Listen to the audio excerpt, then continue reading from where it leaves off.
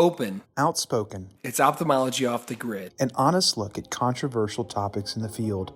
I'm Blake Williamson. I'm Gary Wörtz.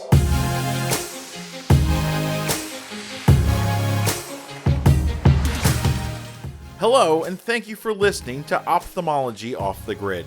In this episode, Drs. Blake Williamson and Gary Wörtz invite Dr. Marnix Heersink to share his experiences and philosophy behind building his business in ophthalmology, philanthropy, and more. Thank you for listening.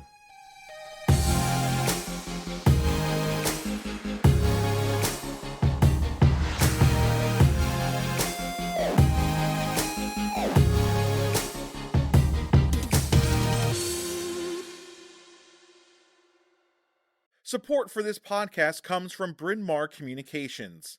BMC produces a number of informative podcast series spanning a variety of topics in ophthalmology. Discover a new show at itube.net/podcasts. Welcome back. This is Dr. Gary Wörtz from Ophthalmology Off the Grid. We're getting ready to have another great episode with a wonderful guest, the one and only Dr. Marnix Heersink. Dr. Heersink needs no introduction, but he practices cataract and refractive surgery out of a big practice down in Dothan, Alabama, and the surrounding areas. He is a Renaissance man. He has started just one of the most amazing practices and continues to be there doing great work, not only in ophthalmology, but in philanthropy and beyond. And Dr. Heersink, we're just so happy that you're able to carve out a little bit of time so we can pick your brain about how you have built your brand and your business, since that's the thrust of this episode. But also we want to get to know you a little bit better and know kind of what makes you tick, know your philosophies and what's helped you through the years. So with that big preamble, thank you so much for being on the podcast.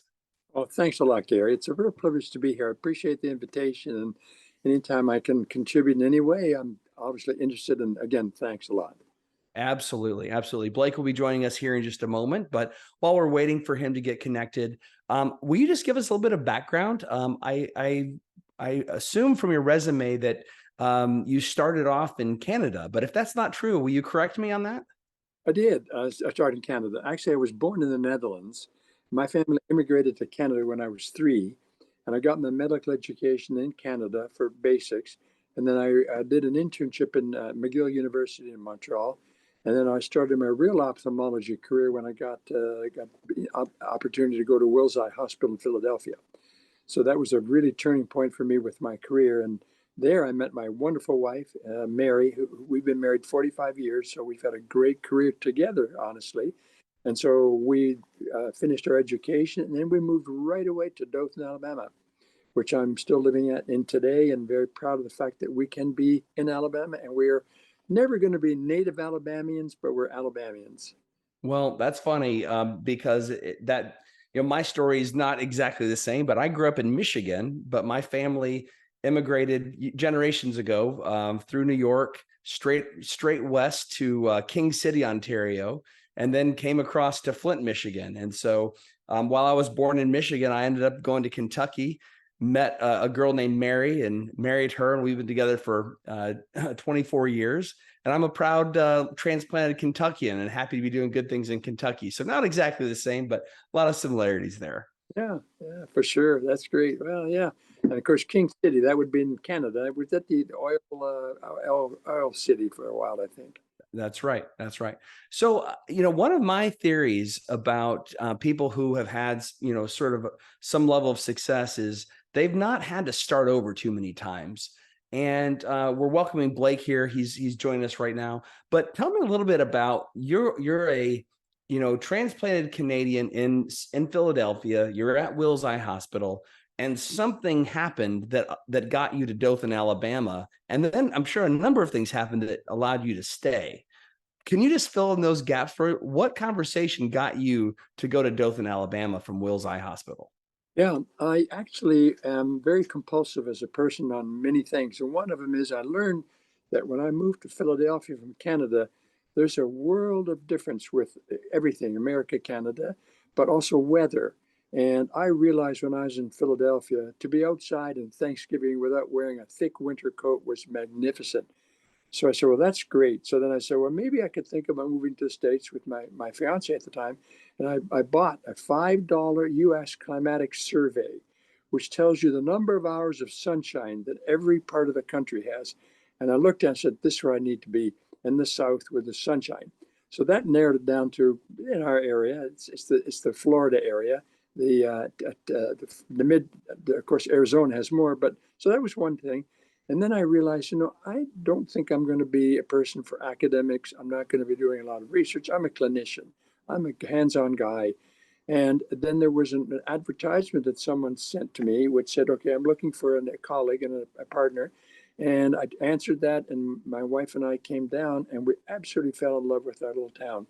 But 35,000 people did not have the ophthalmology services that I was able to provide, like, new things and I was the first person to do a phaco here, which was a terrific advancement, and et cetera. And I did cornea transplants and started a ophthalmology general practice. And, people accepted us. They thought that would be wonderful of course, for us to be here, but I was delighted that we could start our career and our family here. So that led me to Dothan. Like, what do you think about that? You get a lot of sunshine and warm weather down in Louisiana. You're not too far away from Dothan. What do you think about his $5 geological survey map as one of the keystones of a fantastic career? Classic Marnix. I've been to Dothan. I was just there a few months back. I stayed at the family's house and we hung out, and I got to visit and do surgery and everything else. And it's just an amazing success story. And I'm just so happy to have Marnix here. And I met Marnix at a meeting that I was helping chair where we had the Visionary Award. He was the very first recipient of that, thanks to Jack Parker. Jack Parker was the guy that introduced me to Marnix and Sebastian. And it's just amazing.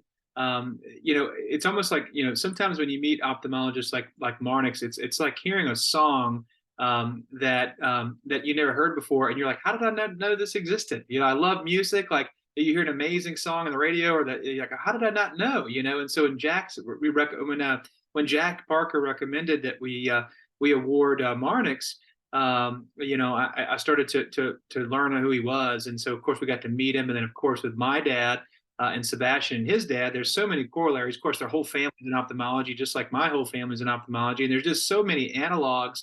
And it's just been so great to learn from them and be with them. You're not going to meet better people than the Heersink family. So Marnix, it's so good to have you on the show. Oh, thanks a lot, Blake. And when we first met, I knew you guys were special. Your whole family, the reputation of your family you guys were kind of idols for me, especially your dad, because he was a little ahead of me in many, many areas. You guys built a fantastic practice, still have, and are still doing great. So I thought, man, if I could just kind of learn what they do and how they do it. So I really appreciate that. And I appreciate our friendship. You are a fabulous person. So I thank you for just being our friend. Yeah. So Marnix, I'm sure that Gary's told you this whole season's about building your business, and you must have built somewhat of a business with that gift to the Heersink School of Medicine. What an amazing gift, and what an amazing for those that don't know. I mean, it's public knowledge. Was it $150 million that the family supported the UAB School of Medicine? Is that accurate? Yeah, that's close enough. And it's really interesting. It's really an honor. Of course, there's money involved, but to me, when the dean of medicine and the president said, we are delighted to not only accept the funds, but we're delighted to name the school after you. And I thought, wow, what greater honor to have a school of medicine, which is our field, to have it in your legacy. And I don't deserve it. I understand it, but I'm thankful for it. I really do appreciate that. So it's been a highlight for me. And it's actually led me to a whole new world in terms of philanthropy and what I do with my time now. I'm lucky I still practice. I'm working every day, did surgery today, and lasers. I'm doing all that still. But there's another side to me that's been, sort of fortified and strengthened by being in contact with people that are world leaders. I'm in touch with people I never dreamt I'd sit beside or talk with them or learn from them. So, gosh, I this part of my life, which of course in the twilight, I think, man, I wish I could share this with more people, because my opportunities have been way beyond what I deserve or what I ever thought, to be honest. With something like that, I mean, with a gift that size, I mean, there's very few there are probably on one hand a number of ophthalmologists that could ever even earn that much money, much less give it away, for God's sakes. And so, people who see that, with regards to what this season's all about, is all about building business. How would you go about doing something like that? Because I know it's not from doing phacos and LASIK. I know that there's many other things that people would consider. Kind of how did you go about being a businessman? Was it all real estate? Was it stock market? Was it all of that? Kind of talk about how you became a businessman early on. You moved to Dothan. You set up this practice. You grow the practice, but at one point you started making decisions that made you a very successful businessman. So I kind of want to go back to the genesis of that time in your life. Yeah, Blake, good point. I started being a businessman when I was 10. And I started being a businessman because I had a paper route, and I knew what it took to have a business. And you deliver papers, you get paid or you don't get paid. It's bad weather, cold weather. You just had all the consequences of that. And in Canada, and it's not fun to deliver papers in minus 20 degrees in the middle of the winter, et cetera. So I learned from that, and I thought, man, I like it a lot, because I had a little money left over to spend on candy and stuff like that. And I really thought, okay, that sort of lit my fire. But then I got more and more involved, and I started a lot of things, and some of them were just experimental. They were trial and error. But I did always have the drive to say, look, I got to just keep going. Medicine was my passion. It still is. But I also knew that I loved having a lot of opportunities from our wealth. And having partners has been part of that. My dream has always been, okay, whatever you do it really well and let it grow, and then let others kind of help you with it. Because there's no way for me to do what I do now by myself. And I have a fabulous partner, Frank Bearfield, who has helped me for 35 years. We've been in business together, and we really have gotten to a point where I never thought we could do what we do. But then I had areas where I think, man, I wish I hadn't done that. We've been in hotels. We've been in the stock market. We've been in oil wells. And you go, oh, what was I thinking, or what were we thinking? We had an antique business that was beautiful and everything, but it didn't really fit our current situation, where we just really basically have a good business that is a very wealthy and opportunity for us to enjoy our wealth and share, which is where I'm at now, sharing my wealth, our wealth. Yeah. So Marnix, will you walk me through that? Because I feel like if we're lucky enough in life, we go through different phases of our career. And, when you're starting off, I sort of say it's kind of like treading water in an ocean with all the parts of a boat floating around you, trying to build a boat while trying not to sink. And, for a while, at the beginning, it's really hard to gain traction, but eventually you sort of build your little life raft, and then you start cobbling things together. And, before you know it, you've got a little momentum. So will you walk us through a little bit about, you get to Dothan, you're starting to, add services, you're building a little bit of business. Can you break down your career into various phases, sort of the build, the startup phase, maybe the growth phase, and then maybe the exponential phase? And maybe a corollary to that is, at what point do you feel like having, wealth management partners on the outside can really sort of take things to a level that you couldn't do on your own, like just with, a stock market account through Merrill Lynch or something along those lines? Yeah, that's a really good point. Of course, when we moved to Dothan, I had saved a little money, but not a whole lot. And we basically started at ground zero. And one patient at a time, the old story, take care of the patient. So that was a really good thing. But I always knew that I was going to do that. And I started buying land. And I bought a piece here, bought a piece there, kept it. And then Dothan was growing, so I sold a piece. That was one part that started it all. And then I realized land is great, but it really doesn't generate income. And so I said, what do I do with land? Oh, you think about putting buildings on it. Oh, so you go from step one to step two. And then you go, oh, gee, wouldn't I have a business that not only does more than just that? So you start all these things. And then you get to a point where you got to decide, am I going to do more time in medicine, or am I going to do more time in business? And that's where it comes key. I had 2 or 3 partners that were wonderful, but they didn't have the same passion and drive that I have, that currently is in our system now. And Frank Bearfield, he's a fabulous person. So he manages now the business that I am not able to do. And he's taken it and just driven it to a point where I'm actually amazed. But we've done other things, like I mentioned, all the other stories that we tried to put together, the hotels and the oil wells and all that, but they were failures. And that's what I learned. Failures are a good thing, but I also learned, don't make those mistakes when you're 60 or even 65 or 55. Invest and work and try and drive when you're 35, 45, 55, but then get to a point where don't take those risks. So put your family's wealth at stake, and that's not where I'm at. And I would advise anybody to never do that. With regards to the business of ophthalmology, so you've been in a lot of real estate, which has done great. But with regards to ophthalmology, most people listening to this podcast are going to be thinking to themselves, man, how can I grow a great business within ophthalmology? So y'all have maybe just kind of go over how many locations you have now. I know that you're in different states now. You're geographic. I mean, you're not local. I mean, you really are regional at this point and multi-state. Talk about how you might recommend, or what advice you'd have for someone who says, I'd like to create a very big business within ophthalmology itself. How do you go about starting there? Yeah, that's a really good point. I think, Blake, I realized too, Dothan, Alabama is wonderful, but I think if I wanted to continue to grow, we saturated our market. And so we realized we have to go beyond this if we want to keep growing. And I'm a growth person, and still at my age, I still want to see growth. So you buy a little practice or you associate with a practice. I worked very, very hard to have a good relationship with our optometric colleagues. I always felt that if we did this right ethically and we did it properly, that we could build a business based on relationships. And it's turned out to be true. And so we had partnerships with them. And then we decided, we're going to have a second and third office. And then experimentally, we lost a couple of, opportunities, but we gained others. Then you get colleagues to come on board, and you really have to inspire them to stay, because colleagues come and go, and they'll stay if they have a stake in the game, skin in the game. But if they say, hey, I'm just as an employee, it's not the same. So we have partners, and they realize that, gee, there's a gain by doing this together, but they also require and want to have leadership. And that's been one of my responsibilities, actually a privilege, to be a leader in this. And then you talk about vision and you have all those things. But so if I'm young and I'm a 35-year-old well-trained person, I'm thinking, what do I want to have in the next 40, 50 years?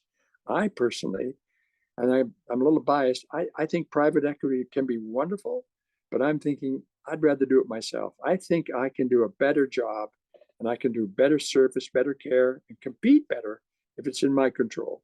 So we've decided we're not going to go that route. Part of that is we have succession plan. We're very fortunate. We've got Sebastian, as you know, and our other son, Marius, is in ophthalmology, and I believe we're counting on him coming home. So we have that. And then we have some partners that have been here a long time. And so you build a team. And if I'm a 35-year-old guy looking for an opportunity for myself, I think teamwork's better than solo now in this day and age, with the same culture, the same vision, the same drive. And then in that group, eventually somebody is going to lead one or two people. And I at this point, I've had that mantle, that privilege, but that 35-year-old may say, well, maybe I'll go to this level, but I don't want to be the president where I have to go to all the meetings and make that, or I'm happy to be an employee, but I'm part of a team. And I think our multi-state presence has been very good. I think it shields us and gives us the diversity, because if one area of our area gets down for economic reasons or something, we have some others to kind of cover that. And then the other thing we learned was that our relationship with optometry, for many, many years, we said, you know what, we're never going to do optometry. But we learned economic circumstances and regulatory circumstances have changed, so that we now think that having like your practice, Blake, you have an ophthalmology optometry division. And I think that's wise. We have a great relationship with many, many optometrists, and we still do that. We also have our internal team now that does the added benefit of having patient care that we share between optometry and ophthalmology. So you have the locations, you have the staff, you have the two professions. I like what we're doing, and I like it that I think whatever happens, we're still going to be relevant and think we're going to be able to compete, which is really important to me, that you're going to stay economically viable over the long term. You talked about succession plan, and I'd be remiss if I didn't ask you a little bit about how it feels having your son in your practice and maybe another one coming along. Just as an aside, my daughter is starting optometry school today at Ohio State. So, we may have our own little succession plan coming down the pike maybe someday. So I want to say hi to Peyton and congratulate her on her first day of optometry school. But tell me about what a rush and a thrill and a privilege it has been, I'm sure, to have your son and maybe another one come and join you in your practice. How does that make you feel professionally and as a father? Yeah, great point. This is again, when you're starting out, you can't think that far ahead. You maybe have a secret dream, but to have it realized where you go, the kids are now 30, 35, 40, you go, it's just possible. So I know when Sebastian was thinking about ophthalmology and he was at MIT and doing engineering, et cetera, I wasn't sure he was going to go into medicine. But then when he came to an academy, I think it was maybe Ascris in Boston one year with me, and we walked around together, I saw his eyes light up when he saw this equipment that we use. He saw the potential and all this stuff, OCTs and all that. He understood all that. And I realized this is a spark that he has. So when he made that decision, I thought, yes, we're on the right path. And then, he's here now and he's been here 12 years. I watched him today do a video to introduce patients to LASIK. I'm so proud of him. Beautifully done, well said. It was inspirational. And like you said, Gary, as a dad, you go, wow, I'm so happy. I hope you have that chance with your daughter. So Peyton, congratulations to you. You carry on and have a good career. So that's have that. And then Marius, Sebastian's younger brother, finishing up at Wills. He's going to have a great education. And I'm just delighted to think that both of them will be here. And, as a parent, what more could you ask for? And we get along so well. We have a lot of mindset. We don't have any issues that are blocking any of our loving relationships. So it's a dream come true. And Blake, I'm sure you've got a lot of family, and it's got to be the same way for you. Yeah. I'm just thinking, my 4-year-old Forrester, when he went to the bathroom today, he didn't ask me to wipe his butt for him. He wiped his own butt. So I'm super proud of him. Yeah. It's not quite it's not MIT or Wills or optometry school, but we're getting started down here. So yeah, no, it's awesome for us too. Most days, and other days are hard. The only challenge of family business is it's 24/7, and so even on holidays and things, if I'm talking to my brother or my dad or my uncles, we all work together. We're talking about how to do it better. How can we take better care of patients? What are markets that we're missing? So that's the negative, but the positive is that we have so much trust and everybody's pulling in the same direction at all times, and it's really beautiful. So I think that I think that overall that we're really blessed. What did Sebastian do on the business end? Because again, everything's kind of pointed to business in this episode. Like when he came in, did he shake it up? Did he all of a sudden bring in, I don't know, different multifocal lenses or MIGs or femto or is there any business things that whenever he came on, he kind of modernized the practice a bit? That was my experience when I came on. I shook it up big time, and it was kind of rocky road there for a bit. I had to kind of prove that these new technologies would be good service lines and good for business and make our practice money. Did you have some of that when he came on? Did he bring new energy, new ideas to the practice? Yeah, he did. He, of course, did the new technology, but he also streamlined some of our inefficient practices. And the one thing that he brought was his character. I got to tell you, Blake, he is the most wonderfully loved guy here. You know him. He's smiley. He's energetic. He's so appreciated. Whereas sometimes people look at me and go, that grumpy old man, let's let his son take over. But I really appreciate that, because anything that comes his way, he just steps up and says, oh, sure, I'll take care of that, like you do for your practice. You guys are the leaders now. And I'm delighted that I still have a relevant role here. I'm honored by it. But I got to tell you, that's what Sebastian brought, his character. And he brought some things that he brought from Wills. And of course, his engineering training is, always of great help. So that's this thing when you get a young new colleague and associate that happens to be a family member, you got to be very appreciative for them. We're always looking for those kind of, people to come on board. I love it when I get to talk to someone who has some perspective on ophthalmology. When Blake and I talk to our compatriots, we're seeing just a little keyhole of our own experience for the past 10 plus years. But I feel like folks who've been in this game for a while, not only have the perspective of the past, but that makes you pretty good at predicting the future. So as business people, what we're always trying to do is figure out where's the puck going, to borrow a hockey adage. So when you look at ophthalmology, and let's say specifically with regards to cataract and refractive surgery, anterior segment surgery, where do you see things going in the next 5 to 10 years? I'd just love to kind of get your glimpse into your crystal ball. I think, Gary, where we're going is, and of course it's always can change, but I think there's going to be continued consolidation so that practices are going to be able to provide the expertise. The solo practices are struggling all the time because of lots of reasons, but so I think multi-specialty practices in ophthalmology are really, really good. I have this concern, and I gotta, just be honest. I think the fact that private equity, and they're very important, they're very good. I'm not downgrading them, but they bring a whole new element in this. And that's where there's going to be a shakeout at some point. And where it's going to end, I don't know.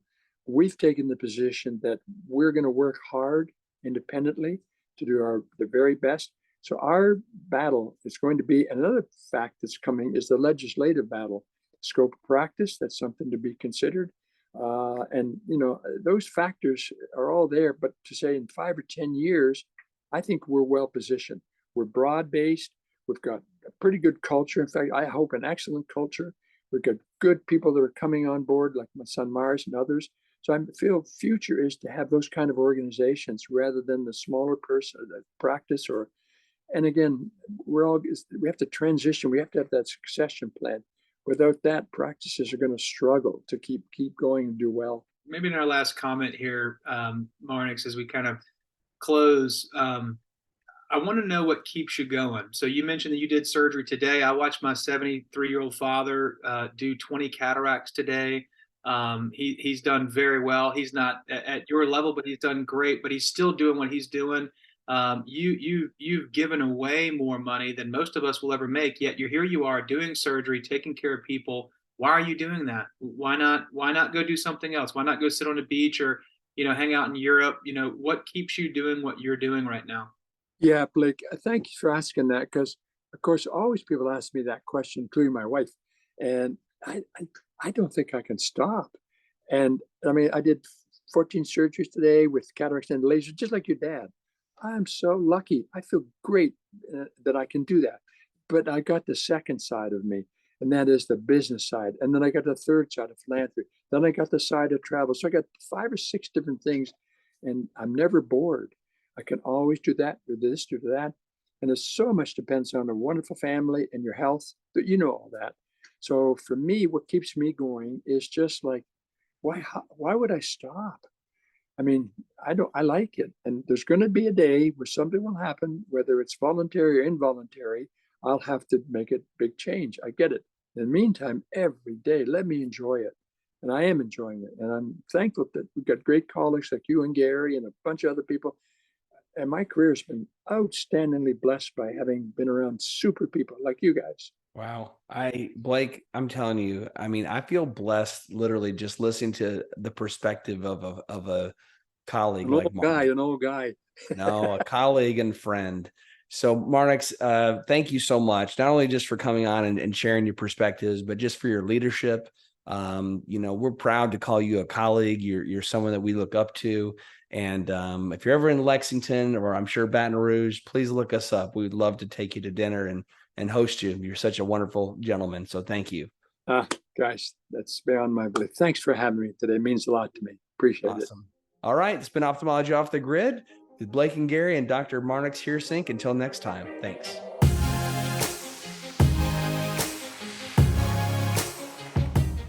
Thanks for listening to another episode of Ophthalmology Off the Grid. And thank you to our guest, Dr. Marnix Heersink, for sharing his story. Until next time.